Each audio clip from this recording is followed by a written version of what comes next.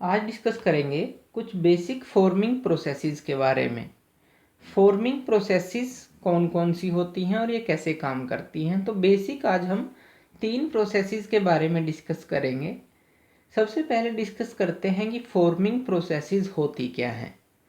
Form का मतलब होता है कोई चीज़ बनाना, मीन्स इसके अंदर हम किसी भी मेटल को डिफॉर्म करेंगे एक न्यू शेप के अंदर। कोई हमारे पास मेटल होगा, वो हीटेड भी हो सकता है या फिर वो ठंडा भी हो सकता है, कोल्ड भी हो सकता है, एटमॉस्फेरिक टेम्परेचर पे हो सकता है। उसको हम मैकेनिकली फोर्स के थ्रू डिफॉर्म करेंगे। तो हीटेड को भी हम कर सकते हैं या फिर जो नेचुरल हमारे होते हैं एटमॉस्फेरिक टेम्परेचर पे, उनको भी हम डिफॉर्म कर सकते हैं। तो फॉर्मिंग प्रोसेसेस का मतलब है किसी भी मेटल को डिफॉर्म करना किसी न्यू शेप के अंदर, उसको फॉर्मिंग प्रोसेसेस हम बोलते हैं। तो आज हम ये 3 प्रोसेसेस डिस्कस करेंगे। सबसे पहले है रोलिंग। रोलिंग के थ्रू हम किसी भी मेटल को डिफॉर्म कर सकते हैं। रोलिंग प्रोसेस क्या है? इसके अंदर हम रोलर्स यूज़ करते हैं। मान लीजिए एक अपर रोलर है और एक डाउन रोलर है या बिलो रोलर है। 2 रोलर हैं आमने सामने। इसके अंदर हम एक हायर थिकनेस का एक मेटल है हमारे पास। ये हीटेड भी हो सकता है या विदाउट हीटेड भी आप इसको यूज़ कर सकते हैं। तो हीटेड मेटल है मान लीजिए, आप इसको इन 2 रोलर्स के बीच से गुजारते हैं तो क्या होगा? जितनी इनके बीच का गैप है, ये रोलर्स इसकी थिकनेस को उतना कम कर देंगे। तो डायामीटर को रिड्यूस करने के लिए या थिकनेस को रिड्यूस करने के लिए रोलिंग प्रोसेस का यूज़ किया जाता है। रोलिंग के अंदर हम रोलर्स का यूज़ करते हैं। यहाँ पे हमने 2 रोलर यूज़ किए हैं, हम 3 रोलर भी यूज़ कर सकते हैं, 4 भी यूज़ कर सकते हैं, बहुत सारे भी यूज़ कर सकते हैं। तो रोलर्स की हेल्प से हम किसी थिकनेस को कम कर सकते हैं अकॉर्डिंग टू जितनी हमें रिक्वायरमेंट है। तो रोलिंग प्रोसेस क्या है? किसी मेटल की थिकनेस को कम करना अकॉर्डिंग टू रिक्वायरमेंट। दूसरा है एक्सट्रूजन। ये है एक्सट्रूजन प्रोसेस। एक्सट्रूजन प्रोसेस के अंदर क्या होता है? हमारे पास एक पिस्टन होता है जो एक रोड से कनेक्टेड है, जिसके ऊपर मैकेनिकल फोर्स हम लगाएंगे और वो एक चैम्बर के अंदर होता है। ये होती है डाई, डाई की ओपनिंग। मान लीजिए अगर यहाँ पे सर्कुलर है तो हमें जो प्रोडक्ट मिलेगा वो सर्कुलर शेप में मिलेगा।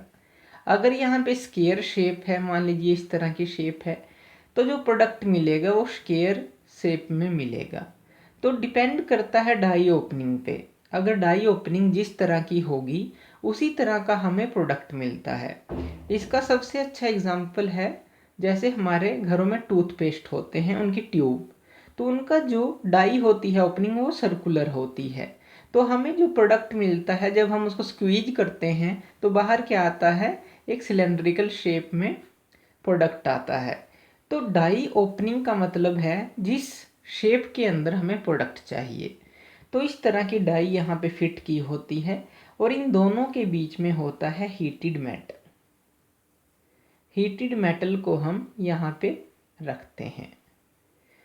उसके बाद इसको फोर्स किया जाता है हीटेड मेटल को इस पिस्टन के थ्रू, जिससे कि ये हीटेड मेटल इस डाई के थ्रू बाहर आ जाता है और ये हमारा होता है रिक्वायर्ड प्रोडक्ट। इसको हम फॉरवर्ड एक्सट्रूजन भी बोलते हैं। फॉरवर्ड मतलब हमने इस तरफ फोर्स लगाई और इसी तरफ हमें प्रोडक्ट मिला। लेकिन अगर हम इस डाई को क्लोज कर दें और इसकी जो ओपनिंग है यहाँ पे दे दें, तो जब हम फोर्स लगाएंगे तो प्रोडक्ट कहाँ पे मिलेगा? यहाँ पे। उसको हम बोलते हैं बैकवर्ड एक्सट्रूजन या फिर इनडायरेक्ट एक्सट्रूजन।